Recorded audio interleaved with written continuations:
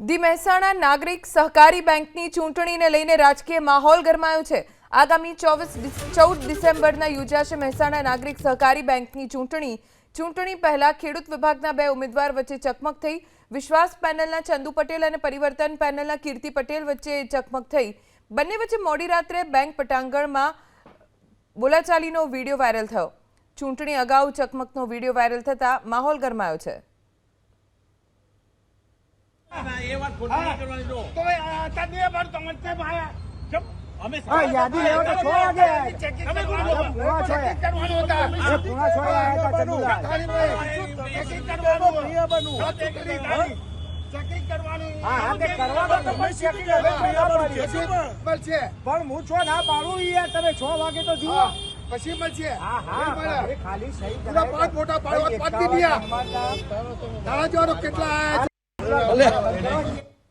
વધુ જાણકારી અમારા સંવાદદાતા હારૂન નાગોરી પાસેથી પ્રાપ્ત કરીશું।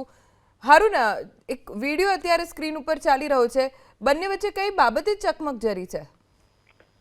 જે મહેસાણા નાગરિક સહકારી બેંકની આવનારી 14 ડિસેમ્બરની રોજ ચૂંટણી યોજાઈ રહી છે। જો કે આ ચૂંટણી યોજાયા પહેલા જ ક્યાંક રાજકીય માહોલ ગરમાયો છે। વિશ્વાસ પેનલ અને પરિવર્તન પેનલ વચ્ચે સીધી કાંટાની ટક્કર છે। જો કે બંને પક્ષે જીતના દાવા સાથે ઉમેદવારો મેદાનમાં ઉતર્યા છે।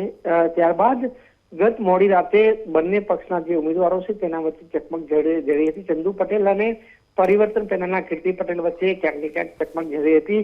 જે રીતે ફોર્મ વહેંચણી હતી ને તેને લઈને ક્યાંક ને ક્યાંક બંને વચ્ચે બોલાચાલી થઈ હતી।